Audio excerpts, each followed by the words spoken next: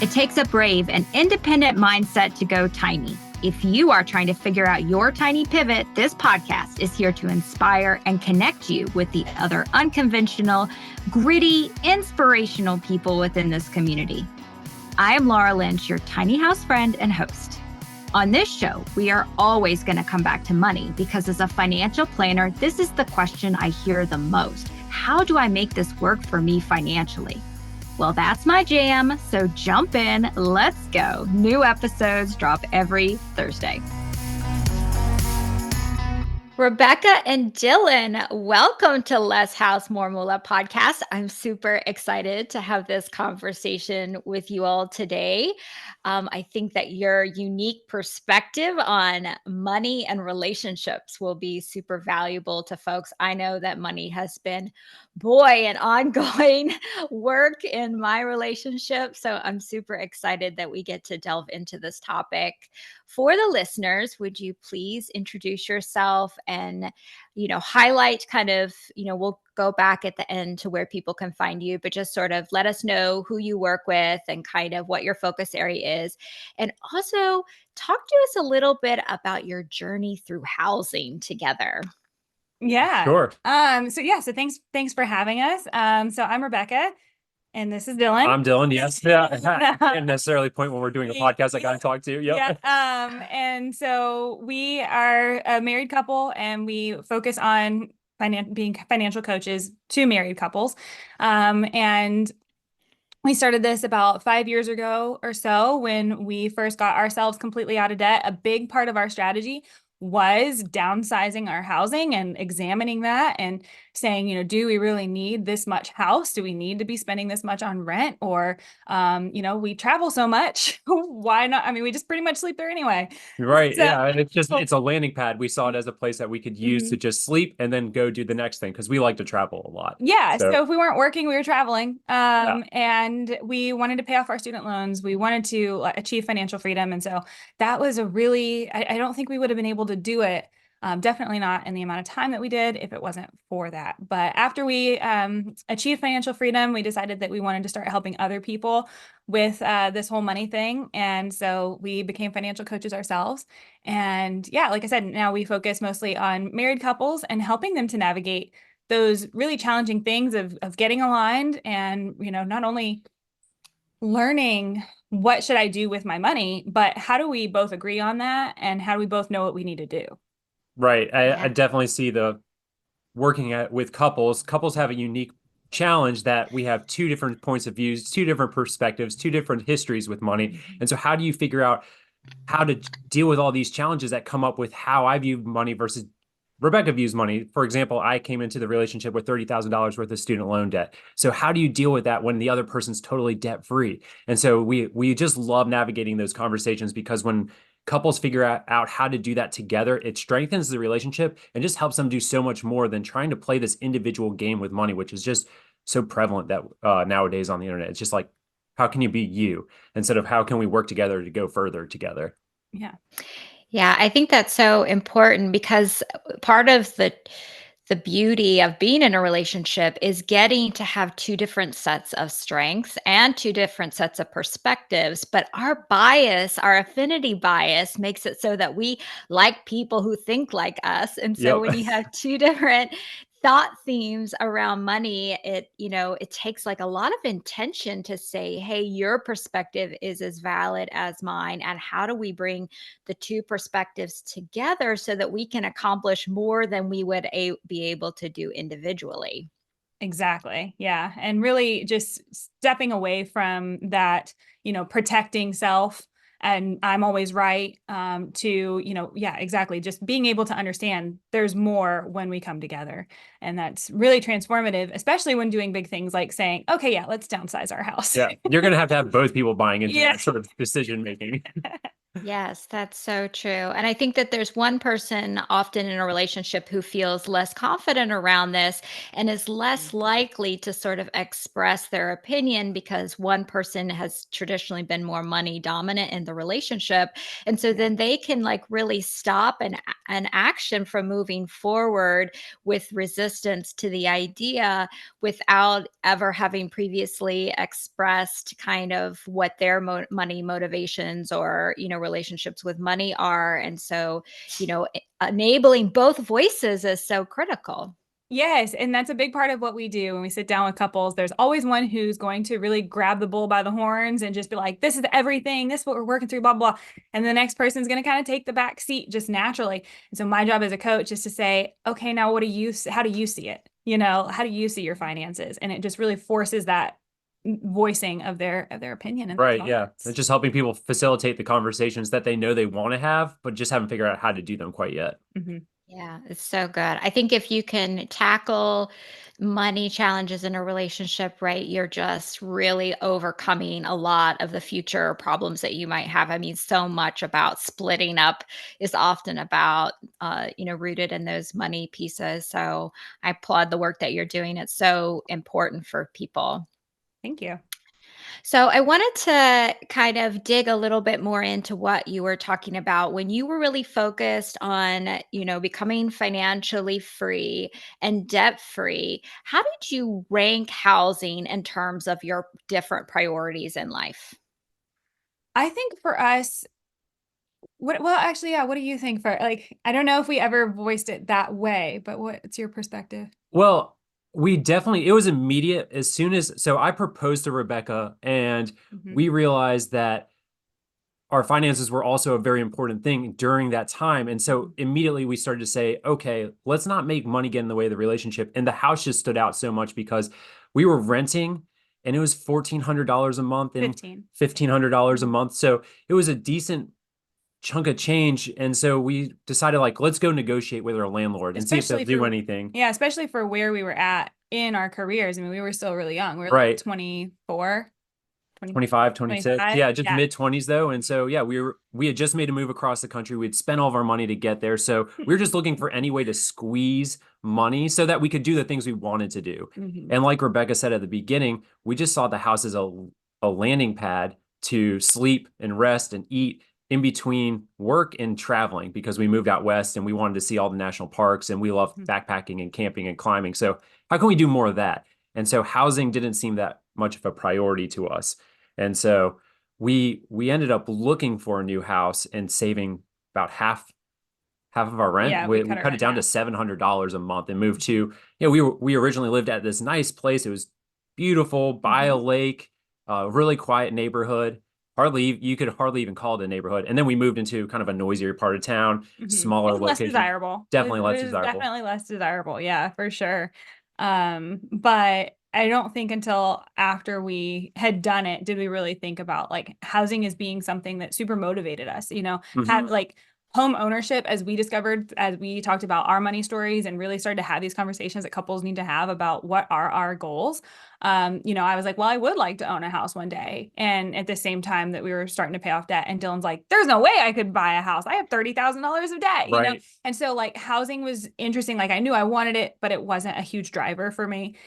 Not at all for a driver for Dylan. I just couldn't see that far ahead in the future at the Yeah. time. It seemed like, oh, there's this debt. I need to take care of this first because it's killing how much money I can put into savings or investing or even thinking about buying a house. Yeah. So I think what we realized just through the process, just kind of naturally, it was easy for us to see the payoff of saying, yeah, we're going to reduce the maybe quality of living at our home, but our quality of living outside of it is going to actually expand and increase. And then the future payoff of not having debt is going to be so much more important than living in a house by the lake. Yeah, for sure. Yeah, I think we all kind of come in to our, adulthood having some preconceived notions about what our goals are supposed to be.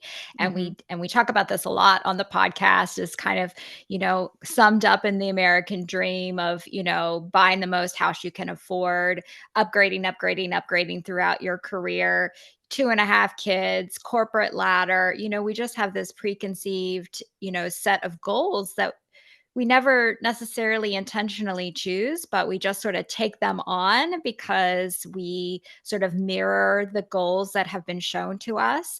So, as you're working with clients, how many folks would you say that having a typical American dream house experience is an authentic goal for them? Or how much of it is just sort of the default path that they assume that they're supposed to want because they've never really thought about it? Yeah, that's a great question. Yeah. Um, I know all of my clients have wanted to move into a home if they were renting, mhm. but if it was a default dream, like goal, because that's what everybody says versus this is really what they want, that's hard to actually answer. That's a great question.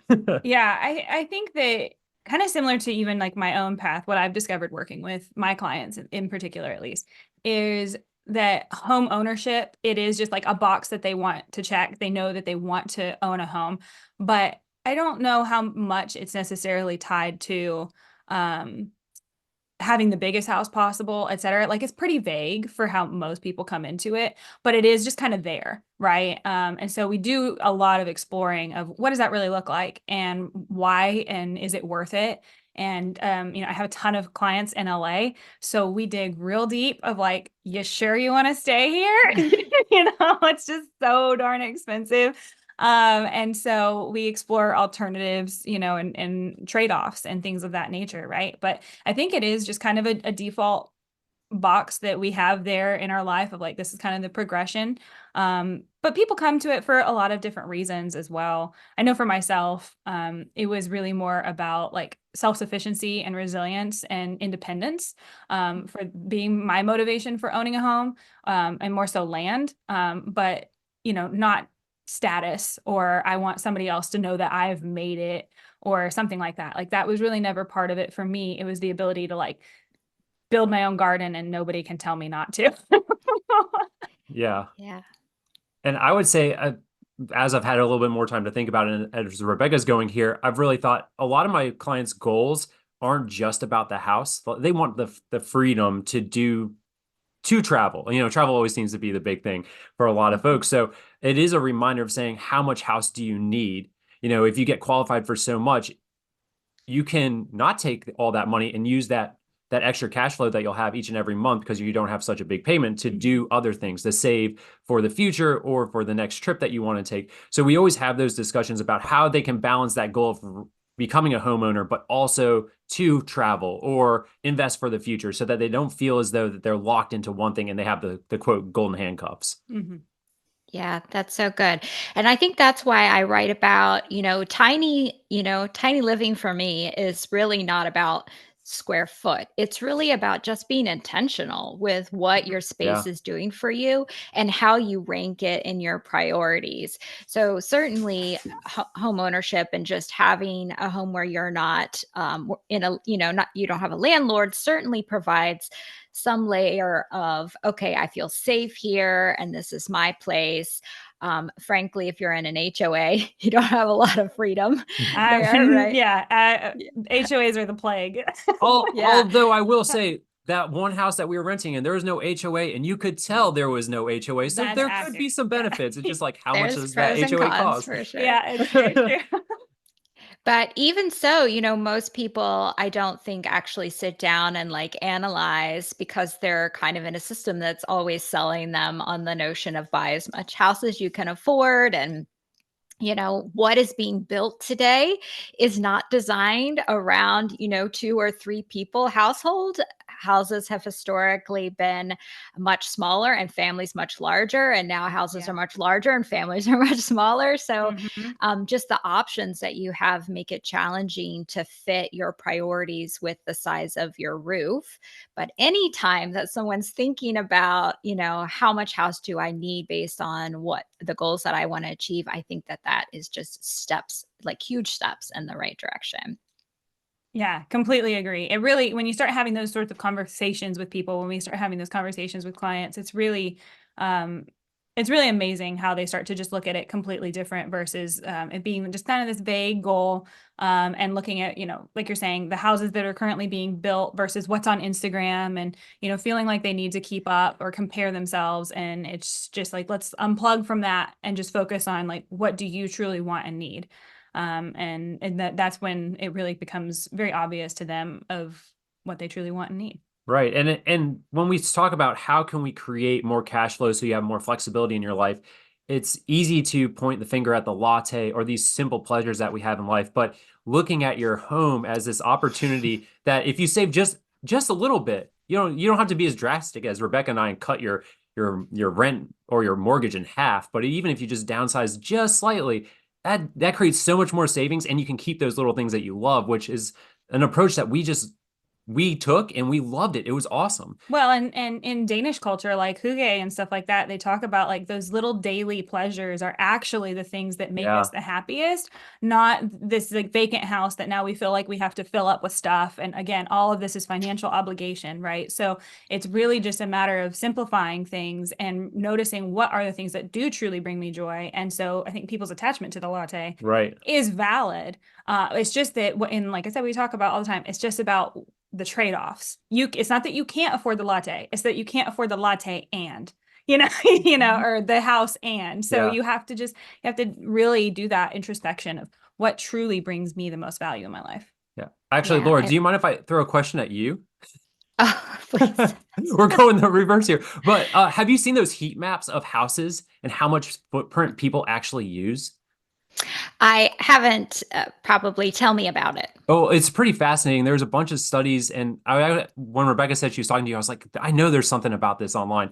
And you can look at a heat map of people's houses, and there's only a few key areas that get the most use. And well, let's say no one quote me here, but go do the research for yourself. Maybe 50% of the house has no heat at all in it. There's like the formal dining room, absolutely bare. The formal sitting room, absolutely bare. It's like hanging out by the TV, around the kitchen table, in the kitchen, and in the bedroom at night. But anything else is kind of like the fluffy stuff that you're just wasting money on, in my opinion. You should be utilizing, like, if it isn't utilized space, it's just like it's a missed opportunity to use that money for something else. Yeah, you're spending $200 a square foot for an empty space. Yeah. Love it. Yes. I talk about, so this house I'm staying in right now, we have this on the market. We're moving to the tiny house in 3 months. And the tiny house is those heat map spots, right? It is the kitchen where I spend a lot of time. It is the bedroom where I sleep at night. And it is a living room, right? And obviously a bathroom and all of the, appliances that we need. But in this house that I'm standing in, I hardly am ever in the living room because I'm like, running around doing chores all the time, and I'm either working or I'm reading. Like, I'm never in there just lounging around. And that's the largest space in the house, and that is the largest electric bill to heat and cool that huge space, right? So I am all about that idea of like designing your living space around what is practically useful for you. And maybe that isn't just a small, tiny house. Maybe that is a smaller space of some other kind, or having multiple, like in our case, we're building multiple roofs on our property, and one of them's going to be my work studio, right? But design the space around, or buy space that is going to fit how you're going to use it, and don't have stuff that you're not going to use because it's a waste. And to your point, Dylan, housing is a much bigger lever to pull than the latte, and conventional financial services really likes to,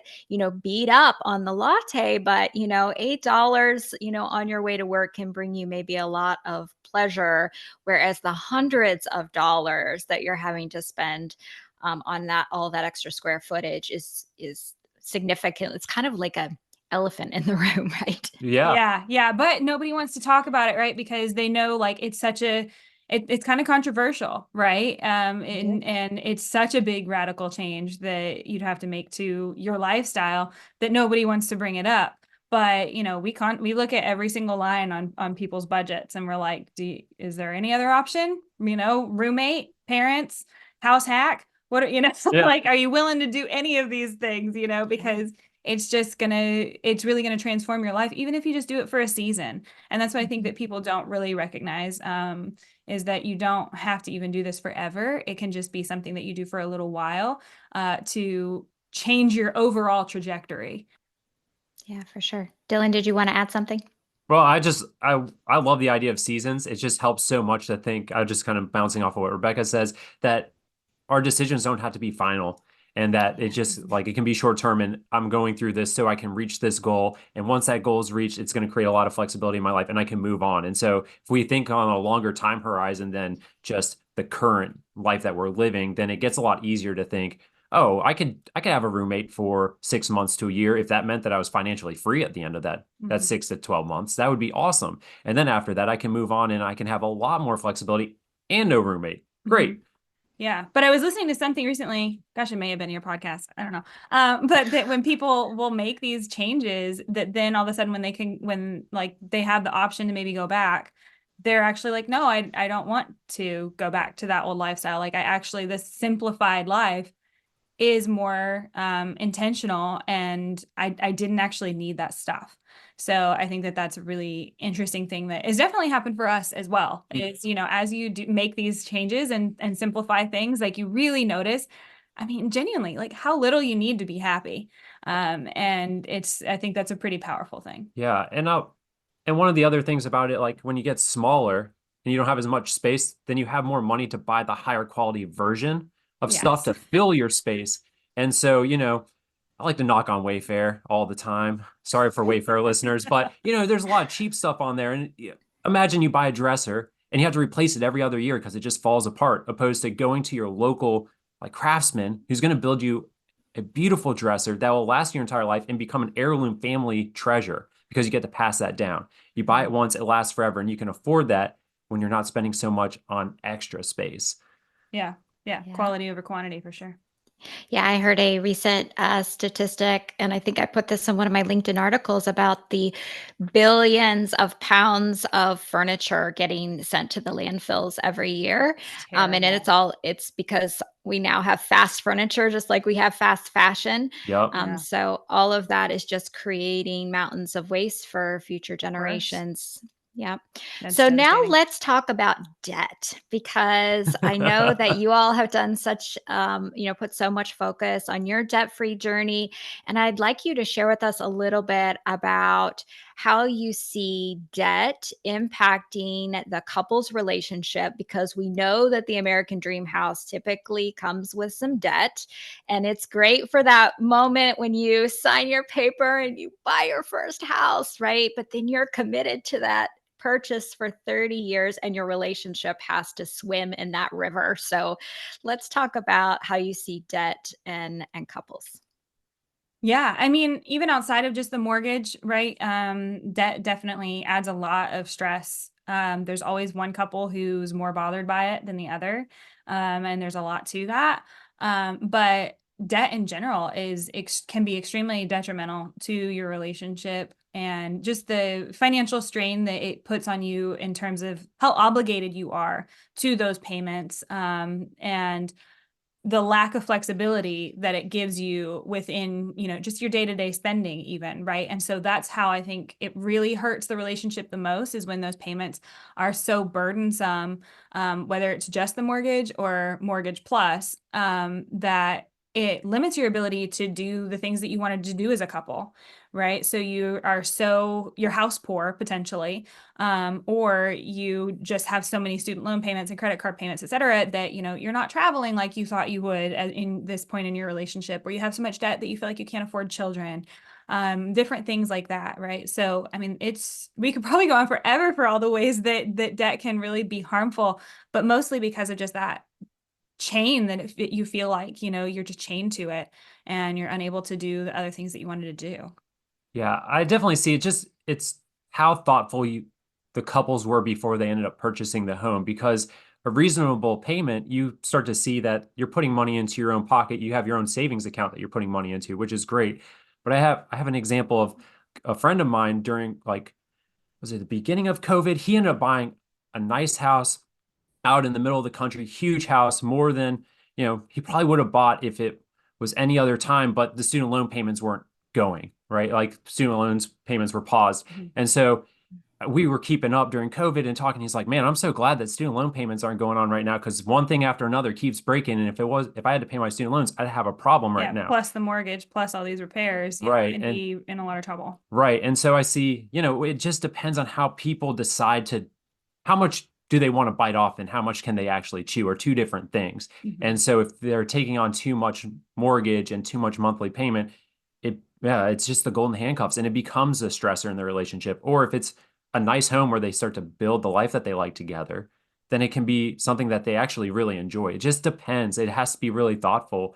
And if it is thoughtfully done, then it's an advantage. Yeah. I don't, because we're all making payments anyways. We're either paying rent or we're paying a mortgage. So, which one is going into your pocket, the other is going to someone else's pocket. But you can still control how much it is. Yeah. Exactly. Yeah. Yeah. So conversely, when you help couples sort of, reduce their debt load and get to a place where their payments are manageable within the scope of the mission that they want to accomplish as a couple and the things that they want to do, how do you see that impacting their relationship?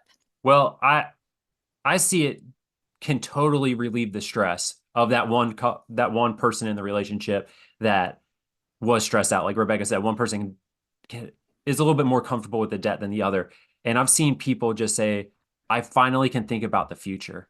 I can finally. It gives you a clean slate. Yeah, I can finally breathe. And it's just like the stress is gone and they know that they have a plan and they're going to get to the end of that plan and they'll be debt free of the consumer debt or the student loans, and everything else becomes more manageable for them. So it really does make a huge impact for the relationship, just having that idea or having the plan and the strategy to manage it properly, whether they're going to do fast track this in 6 months or know that it's a 2-year process. Either way, it just feels good. Yeah. Yeah, absolutely. I think also just in general, paying off debt, single or married, it just gives you that opportunity to just like feel like you're stepping into a new chapter of your life. And you get to maybe stop being so bitter about your student loans that for that diploma that you're not using. You just get to say like, okay, that's back there, whatever, and you get to stop, bemoaning every time you have to make a payment every single month, because all those things, like they just come with a lot of baggage. And so you're able to just move on with your life. And I think that brings a lot of value to the relationship. And then in terms of, making these intentional thoughts with the housing in particular, most people are still going to look at a 30-year mortgage, 15-year mortgage. So it's still like a big commitment if they're buying a home now. But I do think that like that journey of paying off your debt and getting that intentional with their money, it absolutely impacts the way that they view that decision and how they want to do that in the future, because they've made the mistakes of taking on too much debt and they don't want to do that again. And so it really gives you this clean slate. And then now we can say, okay, now what do we want to do? How do we learn from this? And now what's the life that we really designed together? And that can be really big because I see debt as a training ground to be good at your personal finances. If you have debt and you get out of debt, like you know how to handle money. Yeah, you're dialed. And then it turns the investing, the buying a house, everything else becomes easier because you dealt with a problem. Everything else are the positive sides of the financial journey. So if you get out of debt, like you become so empowered and you know how to use money properly after that moment. So good. Yeah, I think it just opens up the world of choice, right? Where maybe there's something that you always wanted to do. Maybe you wanted to start your own coaching business as an example, right? And you can't do that while you're still having to kind of churn in the system in order to make sure that you're able to, pay off the debt. But once you get to that place, then you can take some risk and you can, maybe follow a passion, maybe cut back your working hours in order to travel. You can really align your life with that experiences and the lifestyle that you want to have and your impact that you want to make while you're here on this planet. And you don't have to just kind of stay committed to the paying off the debt focus. Yeah, or just taking it, month by month and not seeing that there is a light at that end of the tunnel. You're just continuing in the same habits that are keeping you right where you're at, which is honestly just on a hamster wheel, And so like the more you consume, the more you have to work. And I think that that's something that people don't think about enough, is that everything you buy means that you have to earn more. And so when you start to look at it like that, when most people aren't necessarily fulfilled by their jobs, right? They're sitting behind a computer, clickety clacking. They don't see their direct impact on the world and how what they're doing day in, day out is truly helping others. And so they struggle with that lack of purpose. And so if your buying habits are keeping you stuck in that reality, then that deserves examination. If the way that you're housing yourself is keeping you stuck in that situation, that's worth examining, because when you lower your cost of living, be it by decreasing your mortgage, decreasing your debt, or just, simplifying overall, then that allows you to say, you know what, I've always wanted to start keeping bees, and that's how I'm going that's how I'm going to fund my life. Or, like what we did was we completely paid off all of our debt. We saved up a ton of money and invested a bunch of money. And then we were able to say, you know what, we can handle a couple years of low income, because when you start a business, it takes a while to make some money. So we're like, we can deal with that and invest in just ourselves and trying to figure this out, see if we can do it. And it's been the most rewarding journey ever for our marriage and just as individuals.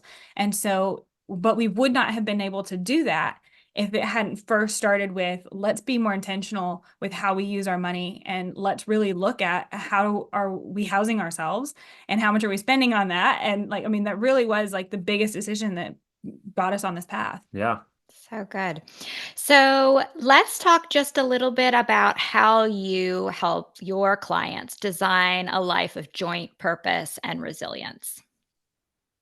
Yeah. It really starts with the basics, right? Like if you want to talk about the big stuff, then you've got to start with the small stuff. So we really start with even just the budget, and first of all, teaching people how to budget, and their cash flow. And so really focusing on what are their ins and their outs, and how are they spending their money now, and getting them to start by just making observations, right? We're not judging each other about how we're spending our money. We're just looking to understand what's going on right now. And so we start really simple with that, and then we really just move throughout their entire financial playbook, I guess, so to speak. And we just move through everything, looking at their debt, looking at their incomes, looking at opportunities that they have, to make lifestyle changes where appropriate, and also to help them make the most of the opportunities that they have available to them. And so we'll talk to them about making sure that they are contributing to their 401k at work, or considering a Roth and that sort of thing. So we really walk through everything from budgeting to getting started investing in the educational sense, and helping them understand really how every decision is truly going to impact their day-to-day life. And that's a really big part of what we do, is helping them understand, like I said, trade-offs, and why they're doing what they're doing.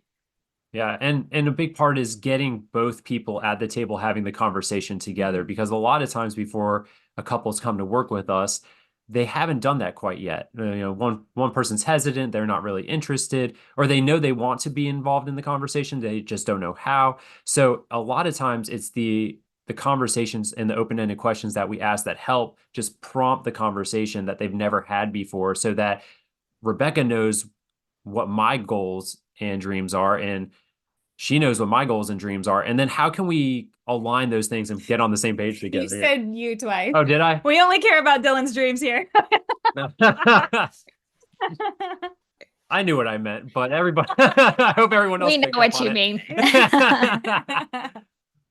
But yeah, just facilitating those conversations on the bigger picture, because so many times when it comes to money and the relationship, we get so caught up on the small details, but forget where we're actually going. Yeah. And so it just helping people see the forest through the trees, essentially. Yeah. And that's what we talk about a lot with folks, is like the finance side is so easy for couples to default. That's what they're going to talk about. They're going to talk about the obvious things. They're going to talk about how much did they spend eating out, and how much did they spend on travel or whatever, that month, or they'll just look at the budget, or they'll just look at the investments, but they're only looking at dollars and cents.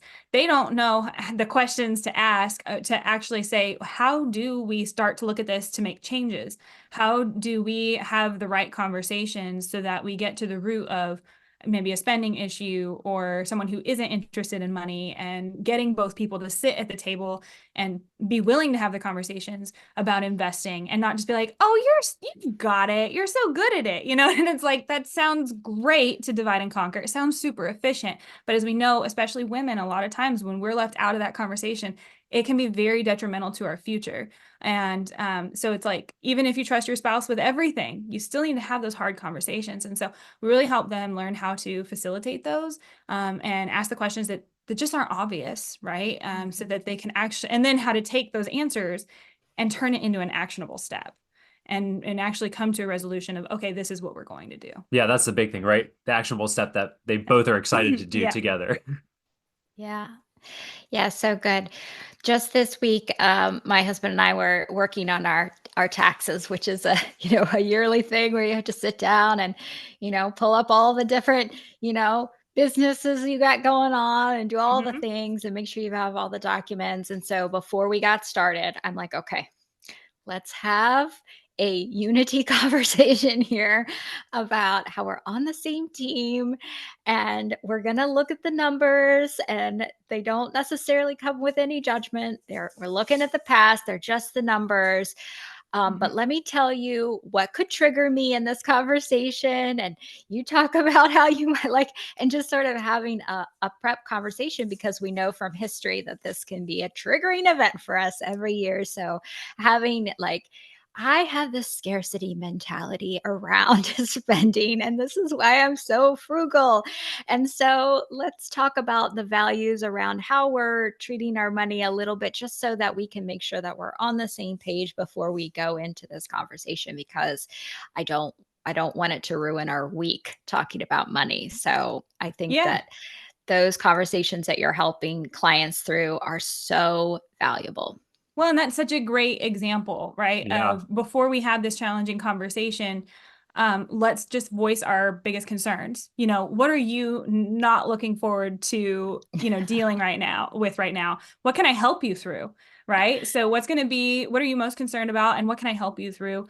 Because the thing is like what really is at the root of it is everybody just wants to be heard and understood, and they want to be respected.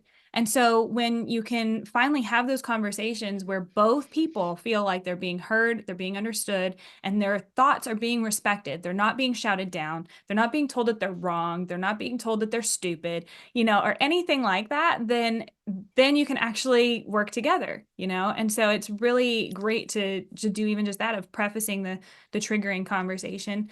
We talk a lot about when you're going to have a money date with your spouse, how to make it fun. And it's just a matter of focusing on the right things, which is keeping it positive and, setting up an environment where it's not just doom and gloom. Again, most people, they're like, oh yeah, our budget dates are just both of us on our laptop and, just plugging in numbers. And it's like, there really should be more conversation than that. And it should be not just about what went wrong, but what went well.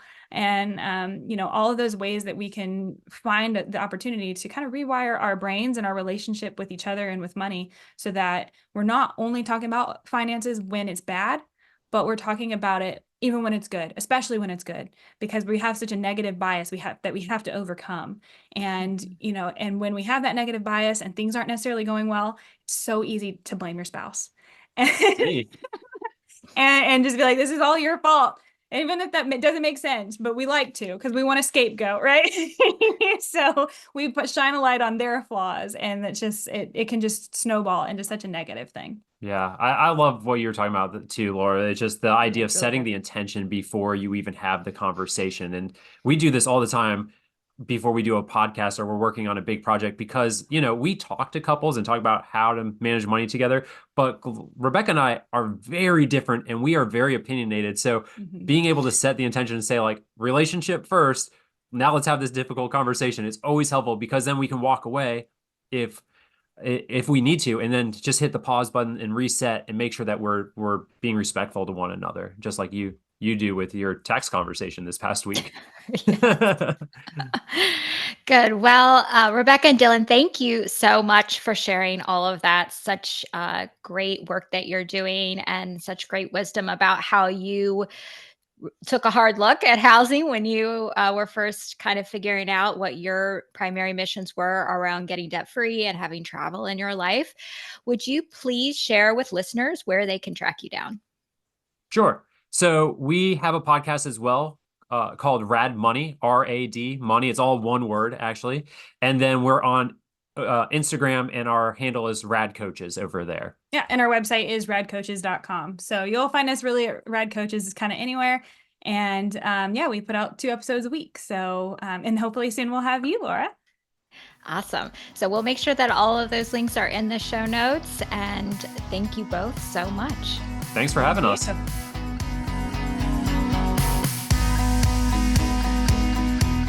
Hey, I'm honored that you listened to this episode of Less House, More Moolah. I hope something in it will help you continue to move toward a life aligned with your values. Every algorithm out there is trying to tell us what to prioritize, but we get to choose. If you haven't ever identified your key values, I have a free resource on my website to help you. Just have to go to thetinyhouseadvisor.com. It's thetinyhouseadvisor.com. At the bottom of the page, you can grab the Tiny Life Values Worksheet.